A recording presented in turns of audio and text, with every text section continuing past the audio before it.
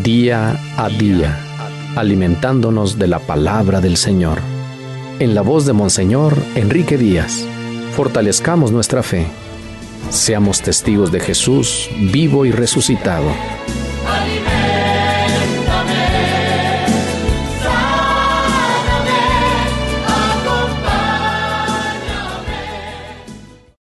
acompáñame. 2 de agosto. Hoy recordamos a Nuestra Señora de los Ángeles y es el domingo 18º del tiempo ordinario. Evangelio de San Mateo 14, 13, 21. En aquel tiempo, al enterarse Jesús de la muerte de Juan el Bautista, subió a una barca y se dirigió a un lugar apartado y solitario. Al saberlo, la gente lo siguió por tierra desde los pueblos. Cuando Jesús desembarcó, vio aquella muchedumbre, se compadeció de ella y curó a los enfermos. Como ya se hacía tarde, se acercaron sus discípulos a decirle: «Estamos en despoblado y empieza a oscurecer. Despida a la gente para que vaya a los caseríos y compren algo de comer». Pero Jesús les replicó: «No hace falta que vayan, denles ustedes de comer». Ellos le contestaron: «No tenemos aquí más que 5 panes y 2 pescados». Él les dijo: «Tráiganmelos». Luego mandó que la gente se sentara sobre el pasto, tomó los 5 panes y los 2 pescados, y mirando al cielo pronunció una bendición, partió los panes y se lo dio a los discípulos para que los distribuyeran a la gente. Todos comieron hasta saciarse, y con los pedazos que habían sobrado se llenaron 12 canastos. Los que comieron eran unos 5,000 hombres, sin contar a las mujeres y a los niños. Palabra del Señor. Ante una misma situación, qué diferentes actitudes. En todo nuestro país hemos sufrido la pandemia. Por casualidad escuché en estos días 2 conversaciones muy diferentes ante el mismo problema. Unas personas se organizaron para dar comidas, despensas, insumos en la parroquia. En cambio, otro grupo de personas presumía cómo la necesidad favoreció su negocio y esperan sacar jugosas ganancias con el hambre de los que necesitan insumos para la pandemia. La pandemia ha evidenciado las diferencias. Es insultante el contraste entre los millones de gastos superfluos e innecesarios en armas, protección, propaganda, ruido, mientras niños desnutridos y mujeres anémicas siguen falleciendo en nuestro territorio. Los famosos programas pretenden disfrazar con tantos porcientos y proporciones medias la realidad del hambre que se siente en el estómago y en la enfermedad de cada persona. Yo quisiera creer que son verdaderas las cifras que se ofrecen y que vamos avanzando, pero en la mesa pobre de miles de familias se ve cada día más miseria, menos alimentos y más enfermedad. Y frente a un mundo de despilfarro resuenan las palabras del profeta Isaías: ¿por qué gastar el dinero en lo que no es pan y el salario en lo que no alimenta? Si lo primero es vivir con dignidad, ¿por qué seguimos las normas de un mundo tan injusto, desequilibrado y superficial? Los milagros de Jesús no tienen solamente como objeto demostrar su divinidad y poder, encierran enseñanzas y nos confrontan con actitudes que tomamos. El milagro no quedará solamente en la bella escena de la multiplicación de los panes que sació a aquella multitud, sino que nos coloca irremediablemente frente a la ola de migrantes, campesinos, obreros, desempleados, que empujados por el hambre parecen desfallecer.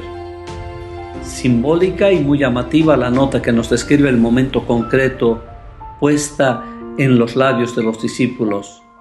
Estamos en despoblado, empieza a oscurecer, no tenemos más que 5 panes y 2 pescados. Ahora podríamos añadir muchísimas más circunstancias que hacen difícil proporcionar alimento a las multitudes hambrientas. La escasez de alimentos, la multiplicación de la población, desplome comercial y un largo etcétera que parecería disculparnos. Pero frente al hambre y la necesidad del hermano, Jesús no admite excusas. No hace falta que vayan, denles ustedes de comer. Jesús no acepta nuestra retirada ni nuestra indiferencia, nos mete de lleno en un problema que es nuestro y frente al cual no podemos estar indiferentes. Los discípulos no adoptan la postura despreocupada de muchos de nuestros contemporáneos que culpan de la pobreza y del hambre a quienes la padecen.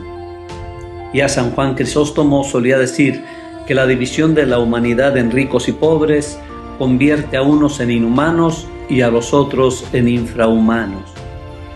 Pero ahora todo lo quieren disimular en el anonimato y se piensa que nadie tiene la culpa de todas estas injusticias, como si tuvieran la culpa las leyes naturales y no fuera responsabilidad de la ambición de los hombres.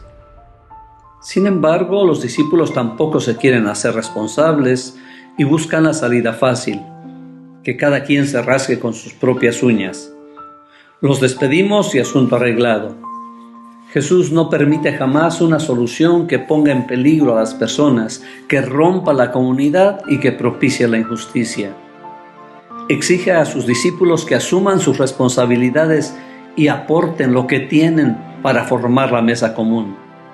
Jesús, ni en las peores circunstancias, claudica de su sueño y de mostrarnos que otro mundo es posible, que se puede vivir y compartir como hijos de un mismo Padre.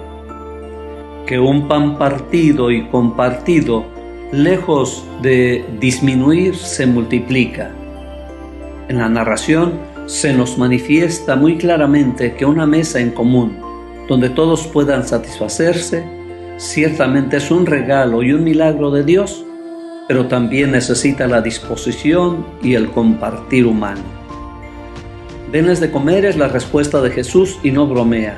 Sabe que un hermano no debe dar la espalda a su hermano, que la persona tiene la capacidad en sí misma para solventar los problemas que afectan el reparto de los bienes de la vida. Esa capacidad existe, pero es preciso ponerla en funcionamiento. El discípulo se excusa con lo más fácil, poner la pobreza como obstáculo insalvable.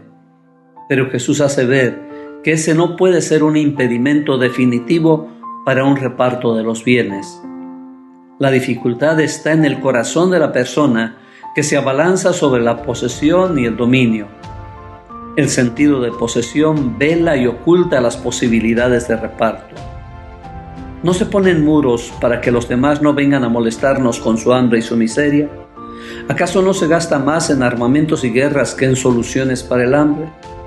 ¿No volteamos la espalda con la excusa de que apenas la vamos pasando?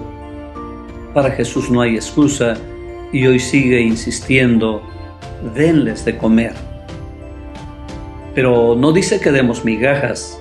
Si revisamos el relato encontramos que hay diálogo, escucha de la palabra, mesa en común. Se les pide que se sienten sobre el pasto como lo hace quien es libre. Hay la participación plena y la colaboración mutua. Se entrega todo lo que se tiene, así sea muy poco, pero también se está dispuesto a recibir. Solo esta entrega y apertura hace posible el milagro. Un milagro de aquellos tiempos, pero también un milagro actual. Las palabras que nos dice Mateo nos recuerdan mucho la Eucaristía. Tomó, miró al cielo, bendijo, lo repartió. La Eucaristía es la más grande expresión de gratuidad y entrega.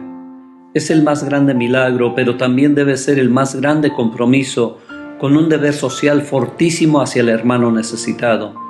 Si no, la Eucaristía se convierte en una mentira y en una contradicción. ¿A qué nos comprometemos al participar en la Eucaristía? ¿Cuáles son nuestras actitudes ordinarias ante las necesidades? ¿Cuáles son las pequeñas acciones que estamos haciendo frente a la pobreza y necesidad? Señor, tú que eres nuestro Creador y quien amorosamente dispone toda nuestra vida, renuévanos conforme a la imagen de tu Hijo. Ayúdanos a imitarlo y a ser coherentes con nuestra fe. Amén. El Señor te bendiga, en nombre del Padre, y del Hijo, y del Espíritu Santo. Amén.